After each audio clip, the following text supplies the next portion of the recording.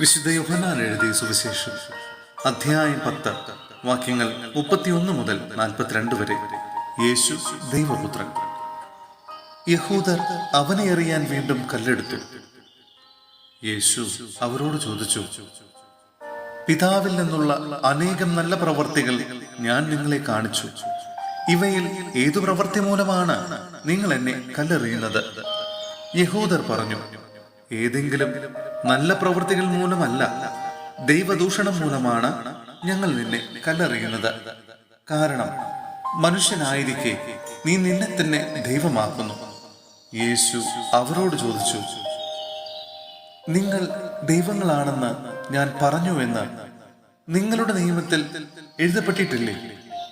വിശുദ്ധ ലിഖിതം നിറവേറാതിരിക്കുകയില്ലല്ലോ. ദൈവവചനം ആരുടെ അടുത്തേക്ക് വന്നുവോ അവരെ ദൈവങ്ങളെന്ന് അവൻ വിളിച്ചു. അങ്ങനെയെങ്കിൽ പിതാവ് വിശുദ്ധീകരിച്ച് ലോകത്തിലേക്ക് അയച്ച എന്നെ ഞാൻ ദൈവപുത്രനാണ് എന്ന് പറഞ്ഞതുകൊണ്ട് നീ ദൈവദൂഷണം പറയുന്നു എന്ന് നിങ്ങൾ കുറ്റപ്പെടുത്തുന്നുവോ? ഞാൻ എൻ്റെ പിതാവിൻ്റെ പ്രവൃത്തികൾ ചെയ്യുന്നില്ലെങ്കിൽ നിങ്ങൾ എന്നെ വിശ്വസിക്കേണ്ട. എന്നാൽ ഞാൻ അവ ചെയ്യുന്നെങ്കിൽ നിങ്ങൾ എന്നിൽ വിശ്വസിക്കുന്നില്ലെങ്കിലും ആ പ്രവൃത്തികളിൽ വിശ്വസിക്കുവിൻ.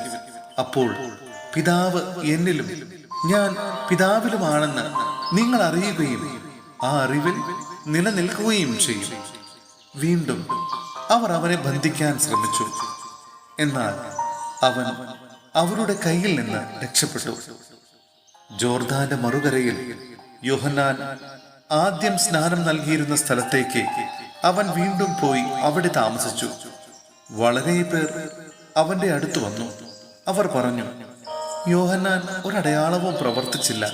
എന്നാൽ ഈ മനുഷ്യനെ പറ്റി യോഹന്നാൻ പറഞ്ഞിരുന്നതെല്ലാം സത്യമാണ്. അവിടെ വെച്ച് വളരെ പേർ അവനിൽ വിശ്വസിച്ചു. സഹോദരരെ, വിശുദ്ധ പൗലോസ്ലീഹ കൊറിന്ത്യോസിലെ സഭയ്ക്ക് എഴുതിയ 2-ാം ലേഖനം അധ്യായം 3 വാക്യങ്ങൾ 1 മുതൽ 6 വരെ. ഉടമ്പടിയുടെ ശുശ്രൂഷകർ. ഞങ്ങൾ വീണ്ടും ആത്മപ്രശംസ ചെയ്യുകയാണോ? മറ്റു ചിലർക്ക് എന്നതുപോലെ ഞങ്ങൾക്ക് നിങ്ങളുടെ പേർക്കോ നിങ്ങളിൽ നിന്നോ ശുപാർശ കത്തുകൾ ആവശ്യമുണ്ടോ? ഞങ്ങളുടെ ഹൃദയങ്ങളിൽ എഴുതപ്പെട്ടതും സകല മനുഷ്യരും അറിയുകയും വായിക്കുകയും ചെയ്യുന്നതുമായ ഞങ്ങളുടെ ശുപാർശ കത്ത് നിങ്ങൾ തന്നെയാണ്. മഷി കൊണ്ടല്ല, ജീവിക്കുന്ന ദൈവത്തിന്റെ ആത്മാവ് കൊണ്ട്. കൽപ്പലകകളിലല്ല, മനുഷ്യരുടെ ഹൃദയഫലകങ്ങളിൽ ഞങ്ങളുടെ ശുശ്രൂഷ വഴി എഴുതപ്പെട്ട ക്രിസ്തുവിന്റെ ലിഖിതമാണ് നിങ്ങളെന്ന് വ്യക്തമാണ്. ഇതാണ് ക്രിസ്തു വഴി ദൈവത്തിലുള്ള ഞങ്ങളുടെ വിശ്വാസം. സ്വന്തമായി എന്തെങ്കിലും മേന്മ അവകാശപ്പെടാൻ ഞങ്ങൾ യോഗ്യരല്ല. ഞങ്ങളുടെ യോഗ്യത ദൈവത്തിൽ നിന്നാണ്.